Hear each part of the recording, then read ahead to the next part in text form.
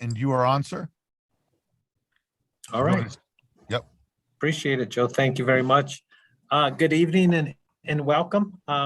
We're pleased to announce another presentation, which we had something very similar earlier last month about the Say Something anonymous reporting system and app.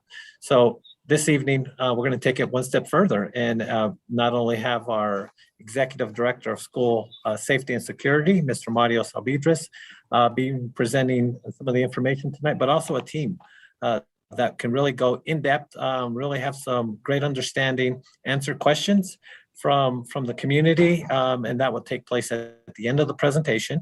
You can enter those questions in the chat box, and then we will read them aloud and try to provide an answer for you. So again, this is something that we're trying to really get out to our community, educate our students and our families about the ability to say something. Again, it's anonymous reporting system, and the way to be able to advocate for yourself as students and as parents, having your students advocate for themselves in a safe and appropriate way is through this system. So we're giving you an avenue to really help out and share your concerns, your voice, and you don't have to, as we all know, go to the principal's office and say something's happening to me or something, I saw something inappropriate happen, but this is a safe environment to provide that type of information. So your administrator and also district leadership can take a look at it. So again, we want to say welcome.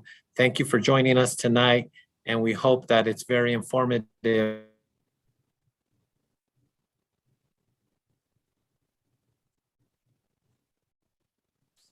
We'll give them a minute to get back online. I was wondering if it was me. Superintendent Chavez, you cut out very last portion. I don't know if you want to repeat the very last part. You froze. Sure, absolutely. Sorry about that. So what I was saying is it's a very, can you guys hear me now? Am I good? Yes. A safe environment to report, right? It is something that will be anonymous. It's not like going to the principal's office and having to report to the principal in person what you've seen. So it's a safe environment. It's a safe system. It's a system that we've been using in the past and that we want to expand on. So with that being said, I'll turn it over to Mr. Salvidres. Superintendent Chavez, thank you very much for allowing us to do this presentation for our community, our staff and students. I appreciate the kind words related to it, and we echo all the support you're giving to it, as it is a very important component for us. I would like to say thank you to all of our community, our families, our students, our staff who are joining us, taking some time out of their busy day to come and listen to something that's really important and dear to our hearts when it comes to our kids. With this, we're not going to take all the glory away from the Sandy Hook Promise. We have some great presenters who are here to help us explain and dive into what the Sandy Hook Promise does for us to say something. We are very pleased and thankful that they offered this program free of charge to us, and appreciate everything that they've done to get us on board to move forward with the Say Something, where we can help add another tool of keeping our schools safe. So with that, I'm going to introduce Mr. Neil Larkin. He's the National Sustainability Manager for the Sandy Hook Promise organization. He will then introduce his partners, which I mentioned a second ago, and we will allow him to give us the presentation that they have produced for us, and a better insight of what the Sandy Hook Promise does. And Mr. Larkin and your team, thank you very much for taking the time of being here with our school district. It's appreciated. It makes it very fun that we are joining in this fashion nowadays, that we can be so far apart, but then be basically in the same room together, for lack of a better term on my part. Thank you. Mr. Larkin, it's all yours. Thank you, Mario, and thank you very much to both yourself and Superintendent Chavez and the Santa Fe School District for inviting us to participate here. We're thrilled to be here, and we hope that it's a valuable time together. And with that, let's get it rolling. So today, what we'd like to cover is we're going to do some brief introductions of who's here today representing Sandy Hook Promise. Talk a little bit about who is Sandy Hook Promise, right? Who are they and what do we do? Give you a little bit of background into our Say Something anonymous reporting system. We'll briefly review how somebody submits a tip, how a tip is processed, We'll share a success story with you because everybody likes a good story, a happy ending. And we'll talk a little bit about what we do to help support the school district in sustaining SARS, because that's very important that the program gets sustained and established in the school district. And then we'll leave some time at the end for addressing any questions that you folks may have. So thanks very much. My name is Neil Larkin, and as Mario had mentioned, I am the sustainability director for the Say Something and Honest Reporting System, which basically means our team is responsible for supporting a district once they have launched the Say Something and Honest Reporting System. With me today is Jessica Neely, who is the manager of our crisis center. And I'm thrilled that she was able to make it here with me today. So just a couple of things. One is, and Mario, I'm not sure if we posted this in the chat or if it's available, but we do have a couple of frequently asked questions that we are sharing that you can take a look at. They basically represent the questions that we get asked often in school districts. So they may be of value to you to be able to look at those later to address some of the questions you may have or to give you more insight into the program. And also, I don't know if there's anybody today from the press, but if there is, and should you have any questions today, I would ask and direct you to our communications director, Amy Thunberg, and she can be reached at this email address on the screen right now, and she can best answer any questions you may have should there be any press out there. So Sandy Hook Promise, who is Sandy Hook Promise and what do we do? Sandy Hook Promise is a fairly new organization. We were formed in January of 2013, literally just a couple of weeks after the Sandy Hook Elementary School tragic shooting.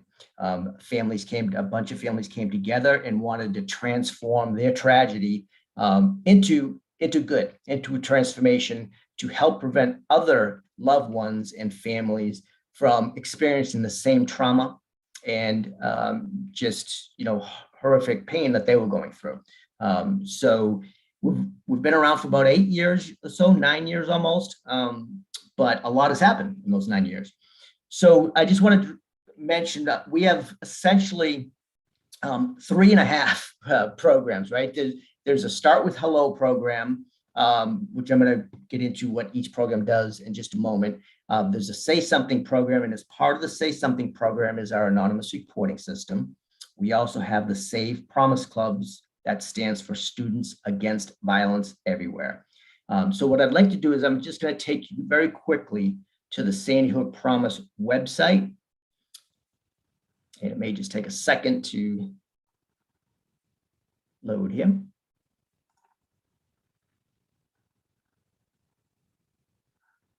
All right. Are you seeing that, Mario, or do I need to flip it to my other screen? Or anybody? Jessica, do you see it? Do you see the website? No, you may need to flip it. Okay. We're still looking at the programs. There it is. Now? It's come up. Okay, great. Thank you. Thank you. So this is the sandyhookpromise.org website, and I direct you to it here because there's a tremendous amount of great information that is available and tells you a little bit about our organization, what you could do should you be interested in volunteering or participating at any level, any type of donations, support, whatever you may be interested in, and it talks about our program. So I'm just going to quickly look at our program overview. And it's the 4 programs I just mentioned. The Start with Hello program, and this gives you a description of the programs, but this is designed for kids starting at kindergarten, all the way through 12th grade. And it teaches kids and youth how to minimize social isolation, to recognize when someone is feeling invisible or lonely, and to make them feel inclusive, that they're not invisible, simply by starting with a simple hello, all right? Inviting them to lunch. Those are the types of small gestures that go a long, long way. And we know for a fact, if those types of things happen early on, when students are very young, it can help prevent a lot of things that build up over the subsequent years that may manifest themselves in middle school or junior high school or high school. The Say Something program is designed for grades 4 to 12, and it trains students how to recognize warning signs and threats from individuals that may be at risk of harming themselves or others, and to say something to a trusted adult. All right. Very, very important that students are participants in helping to make their schools a safer, healthier environment. The Say Something Anonymous reporting system teaches the same principles to the students as Say Something, but it provides them with a way to be able to submit a tip anonymously. And that's very important because a lot of students may have some trepidations or reservations about speaking to an adult, or an adult just may not be available. So it gives them that option to be able to submit a tip anonymously to help ensure the safety of their classmates and their friends. And then Students Against Violence Everywhere is a national organization that empowers students to really kind of be looking out for one another, having each other's backs, understanding that their role is very important as a participant in, making their school safer and looking out for the welfare of their classmates and their friends. So those are all really important programs, and they have all met with a lot of evidence-based success. So I'm now going to go back. Okay. And so just a little about the impact of our organization. We're a little bit like the little engine that could. We've only been around for a fairly short period of time, but we are national, and we've been able to accomplish quite a bit in a short period of time. For example, we have trained now over 12 million people in our programs. That encompasses over 14,000 schools nationally. We have received and managed over 60,000 anonymous tips since the anonymous reporting system went live in the spring of 2018. Through evidence and through the facts that we're receiving from our anonymous reporting system and our programs, we know for sure that we've been able to help well over 2,000 students during a mental health crisis. So a little bit about the Say Something anonymous reporting system background. What we're trying to teach students is really to understand what warning signs and threats look like, and to take them seriously and to bring them to the attention of trusted adults. And it's really important that students feel comfortable doing that, to be active participants and to be upstanders, because we know that they really are the eyes and ears of the school. And here's just a couple of things reinforcing that. So 93% of school shootings are planned in advance. All right, so that is something that we know that these troubled individuals are giving off warning signs. They're letting individuals know their intentions. This is something that happens generally over 6 months or a longer time period. So there's a lot of opportunity to bring it to the attention of a trusted adult and for an intervention to take place, as opposed to being in a situation of having to respond to a crisis. 100% of school attackers showed warning signs before the attack, and very clear warning signs in most cases. 80% of school shootings, they told at least one person, and in many cases, multiple people have been told of this individual's intentions. 7 out of 10 people who die by suicide tell somebody about their plans, or they give off very clear signs that they're in distress and that they need help. So the point of all that is that there's ample opportunity for people to bring it to the attention of trusted adults and people who can actually do something about it, and to intervene and prevent it from escalating or from anything really tragic from happening. So as I mentioned, the students, they really are the eyes and the ears of the school, right? They're seeing and hearing things that the adults are not. Couple of things to consider, which I'm sure will be no surprise to anybody here. Students are spending 9 hours a day on social media platforms. Almost the time from the time they open their eyes until the times they close them at night, they're looking at those little blue screens and on some type of social media platform. On average, they're using 6 or more different social media platforms on a consistent basis.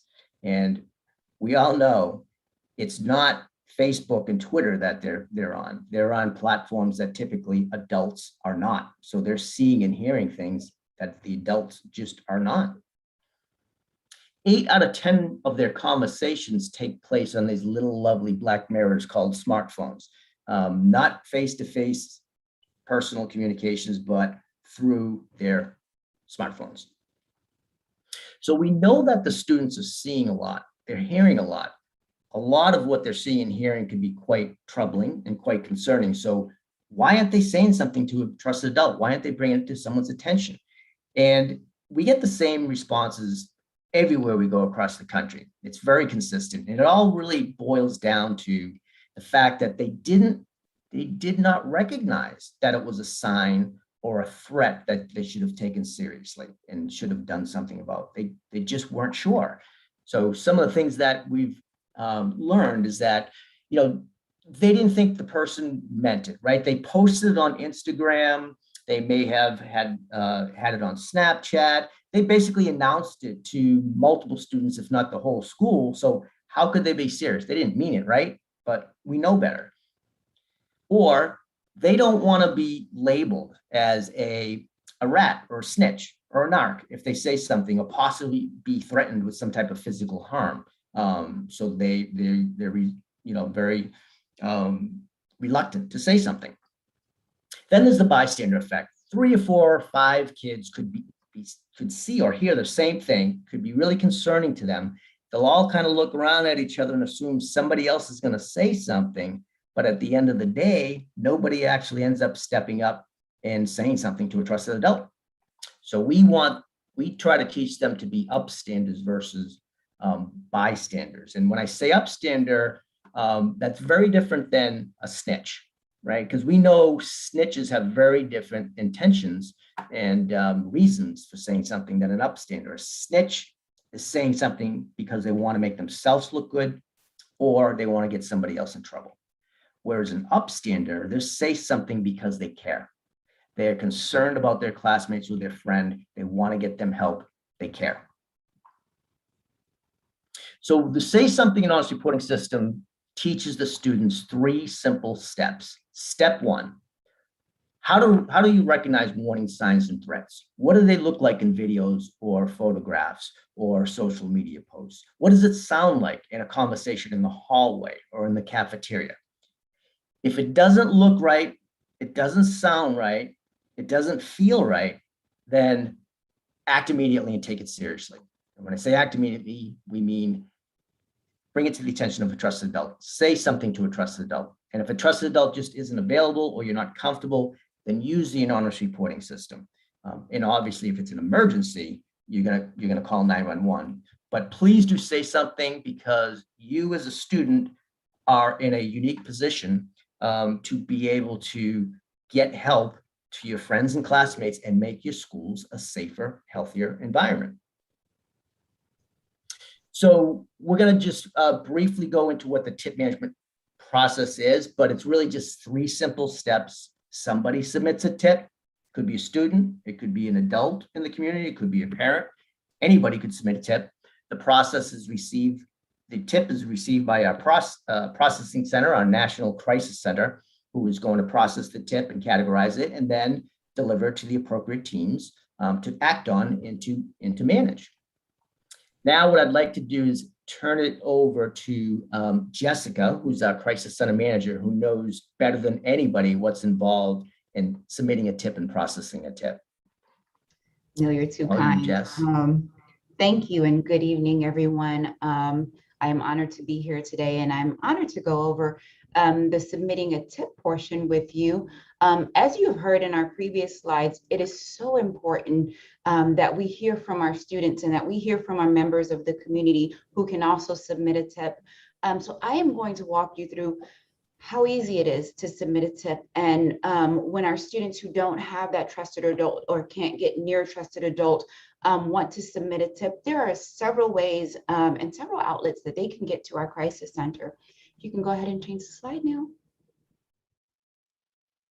So submitting a tip, of course, our students have several different ways, and our community members have several different ways of submitting a tip.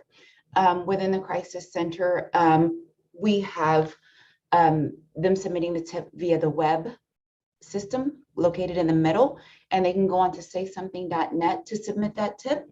They can also use the mobile app, and the mobile app is really something simple. If they have an iPhone, they can go into their app store in the iPhone, or if they have an Android, then they can go into the Google Play Store and download the Say Something Anonymous app. And it's a green app. It looks like the picture there that says Say Something Anonymous. They can also call the hotline. So the third portion, our students, our community members, anyone who would like to say something and has something to report and is not near a computer or not near their phone, can also contact the hotline. And our phone number there is 1-844-5-SAY-NOW. And the moment that they call, they will be greeted by a trained and professional crisis counselor that will be able to take their information just as we could in the app as well as the website. So when we look at the type of tips that do come into our crisis center on those three platforms, some of our top tips here in order are bullying. So number one, we do receive a lot of tips in bullying as well as cyberbullying. And as Neil mentioned in the tips and in the slides before, we had a lot of tips regarding students who are being bullied via social media. And these are social media sites such as TikTok and Instagram, sometimes Snapchat. So bullying is our overall most frequent tip type that we see within the crisis center. Cutting would be our next one, and self-harm. Suicide and suicidal ideation is another tip type that we deal with and that we do manage within the crisis center. Vaping, drug use, and substance abuse is our next one. Anxiety and depression. We've noticed pre-COVID and during COVID, and a lot of times when our students were quarantined directly at home, a lot of them were really having a tough time just managing. And I, for one, was a transition for me as an adult. And so only imagine what our students were going through to not be able to have those relationships with their friends, to not be able to go to that teacher that they trusted to kind of give them that encouragement every single day, to not be able to kind of have a breath of fresh air and be able to play team sports. And so they were really just navigating through a new world, as we all were. And so during COVID and during the quarantine time, we did really see a lot of those tips in anxiety and depression. And it was something where our students, our tipsters were reaching out and saying, hey, I'm not okay. And I know it. And then as Neil mentioned in the previous slides, there are warning signs, and we teach our students to recognize those warning signs, not only within others, but within themselves. And thankfully, we were able to receive a lot of tips where our students were reaching out to say, I used to be able to see a counselor at school, and now during COVID, I am not able to see that counselor, and I'm just really having a tough time navigating through things at home. And I'm just really having a tough time understanding what's happening with me. And so we were able to work with students and all of our tipsters that did report in either for their friends or themselves. And finally here, number 6 is plan fights and any school violence. And luckily and thankfully, our students have really been upstanders, as Neil has mentioned, and they have been able to spot out within school and within things that they hear in social media, any threats of school violence and weapons that are possibly being brought on campus, planned fights that may happen, whether it is in and out of school. And we really do have a great community of upstanders that will reach out and say, hey, I believe there's something going on with this student because they have been either bullying or planning to pick a fight with another student. And I wanted to say something before that started. So those are our top tip types. These have been consistent overall, and we notice nationally that these have been our top tip types, including within this district. Next slide, please. So what does it look like when we submit a tip?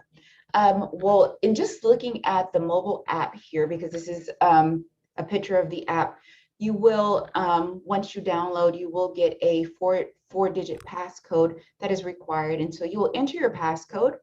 There are different things that you can do. You can submit a tip. You can choose to call the hotline from the app, and it directs you to the number, and you press it, and you're able to get one of our crisis counselors on the line.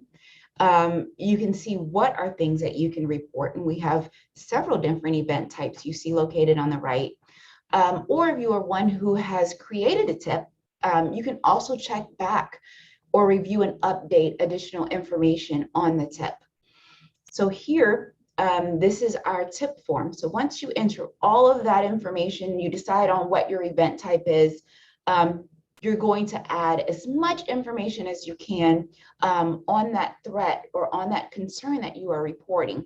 So here it says, if this is emergency, to call 911. We always say if you are really in need, or really, if that person you're reporting is in dire stress, to contact 911. Otherwise, you can most certainly submit the tip. We're going to ask you questions on what is going on, and you're going to provide as much detail as you can on that threat or concern. You are going to tell us who you are concerned about. So whoever you are submitting the tip on, you would enter as much information as you can regarding that person. We also have the ability to add an attachment. And so our tipsters are able to add a screenshot of either a social media post that they saw, add a screenshot of a text, a concerning text. So if they click on add attachment, they are able to add as many attachments as they would like, and as much as they deem helpful. It is going to ask them a question, as you see here on the right, and is going to ask if this picture or anything contains any nudity or any inappropriate material. If it does, then it does only allow our crisis center, who is experienced in reviewing and triaging that information, to actually see that information. Next slide, please. Here's the tip acknowledgement. So once you gather all the information, and again, this is as much information as you know about the concern or the threat that you're reporting, you are going to submit that tip. When you submit the tip, we always tell our students and all of our tipsters to do stay on the line and stay on that tip. So whether you're on the app or whether you're on the website, to stay on. Our crisis counselors are going to review carefully all of the information that you provided, and we're going to pose questions and ask a little bit of information from you as a tipster. So we always ask, once you submit the tip, stay on, make sure you have your notifications on when it comes to the mobile app. If you have your website up, make sure you keep it up, because we are going to review your tip carefully, and we are going to pose a couple of questions just to make sure we have enough information. Next slide, please. So processing this tip. Our crisis center, and that's where I'm located today, will vet, will triage, and will categorize the tip, and each and every tip we will review and carefully question and carefully make a determination regarding the information that is within the tip. So what does it look like to be in the crisis center? Well, I'm here in the crisis center now, and I'm in my office. But this is a picture of our amazing crisis center staff. And so this is the team that all of the tips do come into. This is the caring and compassionate team that when you do submit a tip, these are the people that are reading the tip and behind the scenes that are carefully and very precisely reviewing the information. And these are people that have the best heart. And I couldn't be more fortunate to work with the staff that I work with. These are experienced crisis counselors that come from all walks of life. I myself come from an educational background. So I was a teacher once before, and then a counselor, and administrator as well.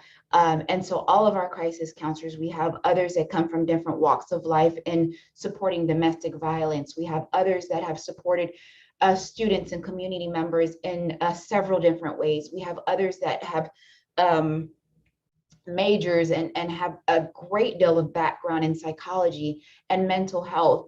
And so this group combined makes a very highly skilled and dynamic team that is here for our tipsters 24/7, 365. They are highly trained, and each year we go through a great amount of training in not only mental health related tips, but responding to threats and concerns school related when it comes to weapons on campus, when it comes to planned school shootings. So these are, and this is a dynamic team that never stops learning. And so we certainly assess the needs of all of our tipsters. We understand the needs, and we are constantly learning and evolving with our students. And as Neil mentioned, many of us don't have that social media that our students do. In the Crisis Center, we do. We do, because we work with our students very well. Next slide, please. So what does it look like when we vet and triage a tip? First of all, the tip comes in and we acknowledge the tip. It starts with a warm greeting, and it starts with something like, "Thank you so much for submitting the tip. I'm glad you chose to report this. Can you tell me?" And so we'll begin to ask questions to further gain additional information regarding the concern or the threat. We carefully review all details. This includes any screenshot that may have been submitted. This includes any information that we receive from our tipsters. We determine, what are we looking at here? Where does this tip need to go? And we look at all of the credible information in the tip to decide what our process will be on this tip. And of course, within all of those things, we're constantly engaging in our anonymous chat. Our tipsters are anonymous. Our questions will be based and tailored upon the actual reported threat. So our focus and our questions will always be on the concern and not the anonymous tipster themselves. Next slide. We categorize our tips. And so we look at our tips, and oftentimes we have tips regarding a student being bullied, and a student may be being bullied in a classroom. And so we will work with our students, and we will work with gathering all the information to make sure that someone is aware and someone can support that student being bullied. We love to encourage and empower our students to submit the tips and to continue to tell us about that information. On the other side of that, we sometimes have tips where our students are submitting concerns that are really immediate, and their friend themselves may be in dire need of support.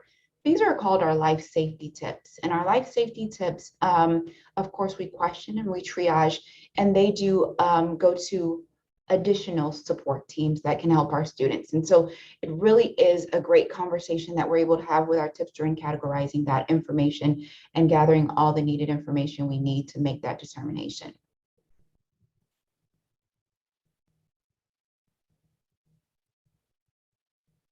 When we look at our tip delivery process, we deliver all of our tips to the appropriate teams. Our teams, once we gather all of the information regarding the concern, our teams review the tip information and they act upon that tip.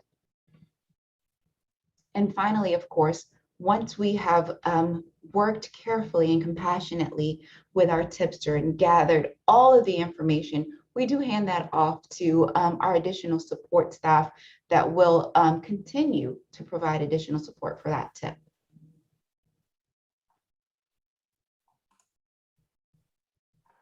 Okay, thank you, Jess. Now I would like to share a recent success story that has been a direct result of somebody caring and using our anonymous reporting system. So I'm going to introduce you to Ethan and let you hear his story. I think a lot of us do some pretty extreme stuff in terms of mental health and distracting ourselves from it. You know, like working out like crazy, binge watching Netflix, playing video games for hours on end, wearing costumes, which is what I did. Whether it's a slight funk or heavy depression, you know, portraying yourself as happy when you're the exact opposite in private is one of those things that every single one of us do. And of course, when it helps in the short term, it doesn't help in making us a happier person. And I was no exception to this, as I found myself in a dark place, like I'm sure many others can relate. The truth is that this pain that I had and a lot of other people have is what makes you a stronger person and helps you find who you are. It is the light at the end of the tunnel, and a lot of people do not see it that way when they're in it, but it is the light at the end of the tunnel, and I'm an example of that. And that's why I want to encourage you to use the See Something, Say Something app. I was in that same exact spot, and there's so many people that can be helped like I was. Someone was concerned for me and contacted the anonymous tip line. And since that time I've been helped, I've been doing amazing things. I've gotten my first job. I've started driving. I just ran for president and I won with the help of my friends, and made and released an album, and so much more. There is help out there.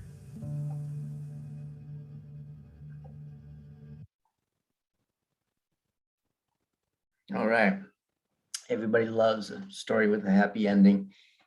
So the last thing we want to review with you folks is how we support the school district in sustaining the Say Something ARS reporting system. Because we're really trying to get a culture shift, and culture shifts take time. Oftentimes a couple generations. We're trying to shift the culture from that of being a bystander to being an active participant and being an upstander, and actively participating in the safety of your school and helping to ensure your friends and your classmates are safe and get the help that they need. So again, it's a bystander to an upstander. It's a process. It doesn't happen overnight. It's not a switch, but it is something that over time becomes more and more natural. And at some point, that transition is complete and there's no looking back. So what we offer to the districts is we have a dedicated team, a sustainability team, whose job and role is it to support districts to ensure that they're getting the most out of this program, this valuable school safety program, and to help them to establish it and sustain it in the school district. So we do provide ongoing training for all the adults that are on the teams and using the system. We provide student trainings that is designed for both new students as well as returning students. It's important that they're reminded of this program, they understand the purpose of the program, and that they feel good about the program, that they believe it's a valuable school safety program, because if they don't, they're not going to use it, right? But if they do, and they truly believe in it, they're going to promote it and encourage their fellow classmates to also take advantage of the program. We have a monthly newsletter that provides the school districts with a lot of great information, including resources to help them train and stay educated in best practices and tips of the months and things like that. We provide schools with awareness materials, posters, removable decals, things like that, that can be placed in high visibility areas in the schools so that students they have these visual reminders that, hey, if you see something, you hear something that is concerning to you, say something to a trusted adult. And oh, by the way, you also have a way to do that anonymously. And then there's the Safe Promise Clubs, which stands for Students Against Violence Everywhere. Schools typically will embed this program into one of their existing student clubs. Typically, it's some type of kindness club or club that's looking out for the overall safety and health and well-being of the students. And really, it's designed to reinforce the importance of this valuable school safety program and to help promote it with their classmates and to sustain it. And really, the guiding principle of the Student Against Violence Everywhere clubs are teaching students that, they need to have each other's backs. They need to be looking out for each other, that they are, so important and, ensuring that it's a safe, healthy environment. And it also helps them to influence and change the culture of the school, right? That's a heavy lift in the short term, but over duration, over periods of time, it is very powerful. And that is really what we wanted to share with you today from a presentation standpoint. We're happy to address any questions that you may have and do the best that we can in answering them while we're together today. Neil and Jessica, thank you very much. Before we go to questions, we'll follow up on our end how this program has worked for us from our viewpoint. And if Great. you're sharing, I'll share something on my end, and then we'll stand for questions and closing from our Superintendent Chavez.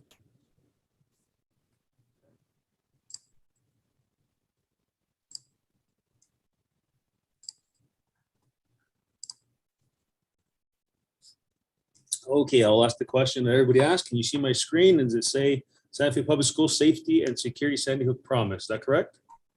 Yes. All right, perfect, perfect. So I won't go over a lot of the stuff that we already discussed with, or Neil discussed with us. And thank you very much for both of you. That was very informative. And I believe our audience will learn a lot of ways that they can submit tips and help us keep our schools safe. As I repeat, it's a community effort. It's not just a school effort. Safety, what you hear out there is good for us for safety purposes. You bring it to our attention, we take everything serious. So we'll move on here. Of course, these are just a reminder of some of the signs that, or programs that the Sandy Hook Promise has, just so everybody can see it again. The different ways of reporting the systems. Jessica did a fabulous job of telling us how to get those tips in that are life-saving or should be brought to our attention. Then the big question for our staff, our parents, I should say more, is where does this lie within Santa Fe Public Schools? Our staff and students have this wonderful tool that technology has put together for ClassLink that our students and staff log into ClassLink, as you can see on the far left, the blue little link. Once you log into ClassLink, it goes into the Launchpad, which then gives the student and the staff members all the different apps that they can use to do their job or to fulfill their school duties, right? And the student has their responsibilities. So the Say Something lies within the Launchpad. As you can see it up on the right corner. It says Say Something. Once they go ahead and click on that, it sends them over to the website, which then gives them the options that were presented previously, which are simply to report it through an app, through a phone call, or the website itself. So we've facilitated the ability for our students and staff to quickly report something that's of concern to them, to us, that we can go ahead and address it promptly with them. So we launched Sandy Hook Promise in January of 2020. It did take us some time to train our staff, train our students.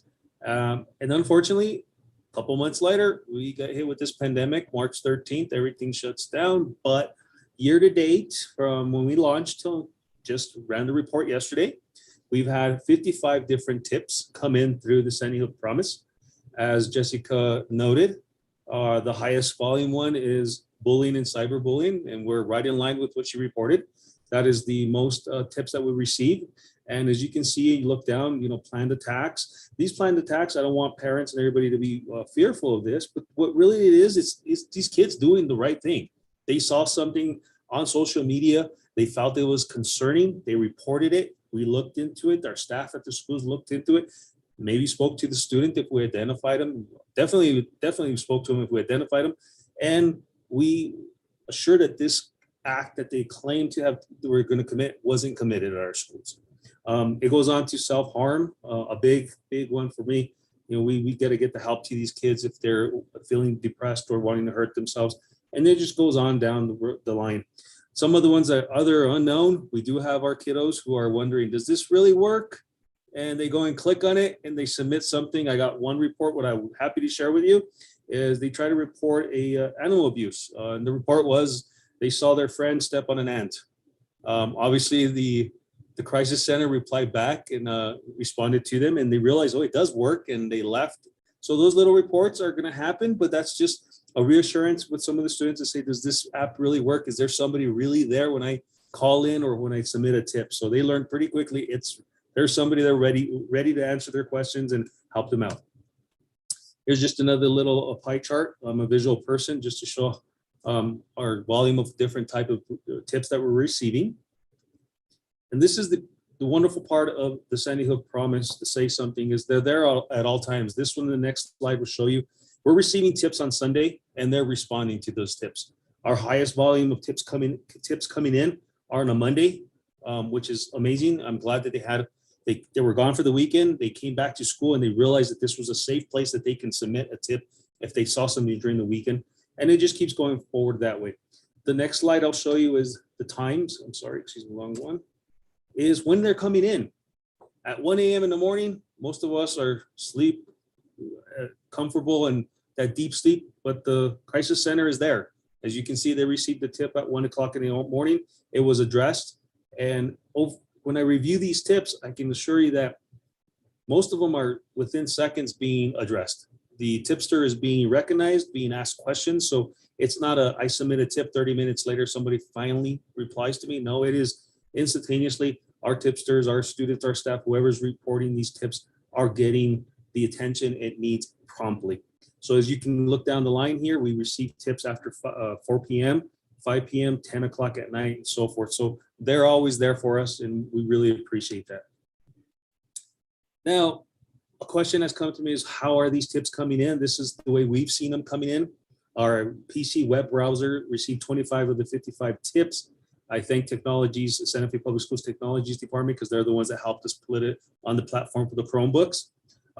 Mobile web browser, I mean, they went to the web, they went and submitted it that way, was 4. Another big one is the mobile app, which is 25 again. So it's obviously a very popular too.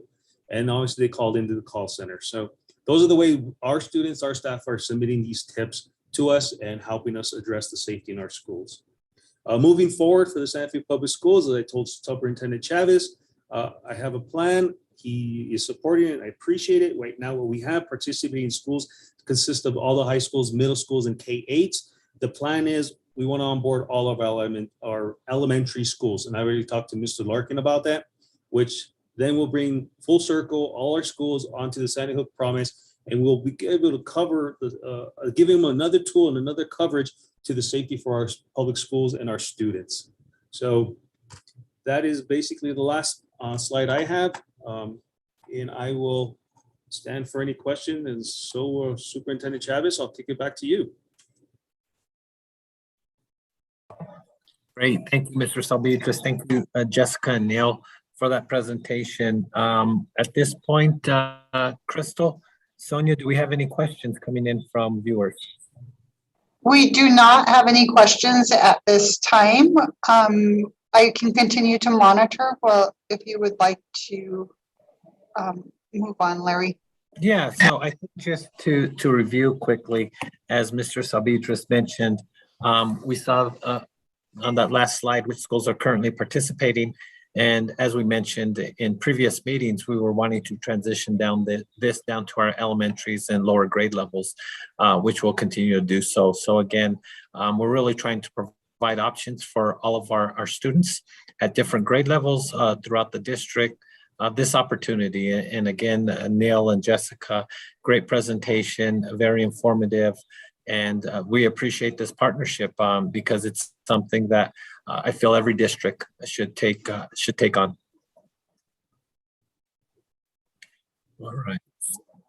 All right. There is no Mr. Salvitris. When we're talking about elementary schools and starting it off there, what grade levels are we looking at? So in speaking to Mr. Larkin, he has recommended that we actually go ahead and use the 6th grade elementary class first and foremost. That'll bring the elementary on board. Most of our students, most, not all, have friends and siblings. So I should say they all have friends, but not all of them have siblings who are lower class levels, right? Which then those siblings can also help us report anything they're hearing from the lower class levels. So that's kind of the process we're going to probably take here in the near future. I just kind of reach out to the principals and make sure they're prepared for this and get them on board first. Great, thank you. And Mr. Larkin, with your experience, with the Sandy Hook and utilizing everything that goes into reporting anonymously, have you seen other districts and other schools really roll this out district-wide for elementaries, middle schools, and high schools? Yes, we do have districts that have rolled it out district-wide. As I mentioned earlier, the program is really designed for grades 6 through 12, although we do have some districts that have asked specifically for 5th graders to be included as well. And then other districts do include all their elementary schools. We just don't train the youngsters, right? But we have school teams, we have the adults trained, and we have school teams. So tips can be submitted to those schools, and there are people that the tip will go to and that can act on it, investigate it, and act on it. So, a lot of times there's siblings, as Mario had mentioned, there are siblings that go to younger schools, and a lot of times tips get submitted on the younger schools, and sometimes they're adults, sometimes they're parents, oftentimes they're parents if it's going to the younger schools. But certainly sixth graders, and even a lot of districts have used fifth graders, and it's been a very, very useful and valuable tool for them. And Jessica, being in headquarters over there, the brains of the operation, no offense to you, Mr. Larkin, but none taken. A question for you, Jessica. Yeah, if a tip comes in at 10 o'clock at night, what's the turnaround time for something like that? Is it manned 24 hours a day? Kind of give us their operation, whole aspect of it, where you locate it, and things like that. I think that'd be important to really give our community a little bit of background on how that part of the Sandy Hook and the reporting of something maybe inappropriate takes place.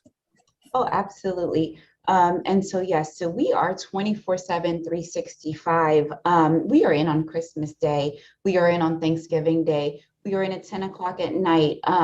We are certainly going. We have a full team here at 3 o'clock in the morning. I myself, and Neil can tell you firsthand, I normally arrive at 5 a.m. ready to kind of take a look at the tips that have come through and read and review them. And each time a tip does come through, you do see that picture of that group, that those are our actual crisis counselors. There is someone behind the scenes that does see that tip. It comes to us instantaneously. So the moment the tips are pressed, we'll press submit, that tip comes to all of our computers here. And so we are able to quickly and carefully read the information and assess the threat. With that, we are able to work with our tipsters, and it is something where we are establishing a relationship, and each tip and every single tip, there's such a great care and such a great compassion for, and I know Mario mentioned it and he showed all of the tip types, but it does not matter whether it's a bullying tip or a drug use tip or a suicide tip or even a student who stepped on an ant. Every single tip for us is extremely important. And so you will know, and we pride ourselves on responding to a tip within a minute. So if a tip comes in at you, as you said, at 10:41, we're responding to that tip within 10:41 or 10:42. And we are certainly making sure that all of our care and compassion, gathering as much information as we can, because every single tip is so important to us, happens. And so I look forward to the day where all of our elementary, our middle, and our high schools are able to use the platform, because it really does create such a wonderful community of upstanders who learn to be upstanders in elementary school, and that culture continues to carry out through middle school, and you see it in high school. And what an amazing world and district we would have if we have students who are looking out for one another and don't see it as, well, I thought someone else would say something, but no, I'm taking it upon me to say something. And if I don't reach out to a trusted adult, I have the app, or I have the website, or I can call in to say something where a trusted person will be there and waiting. Great, thank you. Appreciate that. And it's great to know that it's 24/7, 365. That's great information. I don't think we've received any questions. So if, you guys don't have anything else to add, again, I want to thank you. I want to thank you for taking the time to join us this evening and presenting to our community. Mr. Salbidris, I want to thank you for rolling this out and really spearheading it for our district. And again, all of this information can be found on our website, Mr. Salbidris. That is correct. Mr. Donarzik will put it up there for further future review if necessary. And yes, it will make it available. Great. So again, thank you guys for joining us tonight. Those that were viewing from our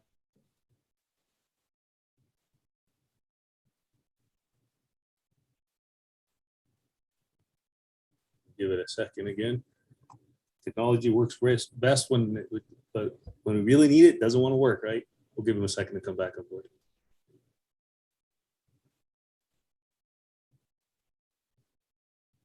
Well, we'll close it up, Mr. Larkin, Ms. Neal. Thank you so much. As the superintendent said, I extend a great gratitude for what you guys have done. Mr. Larkin, every time I reach out, you're available. I appreciate that.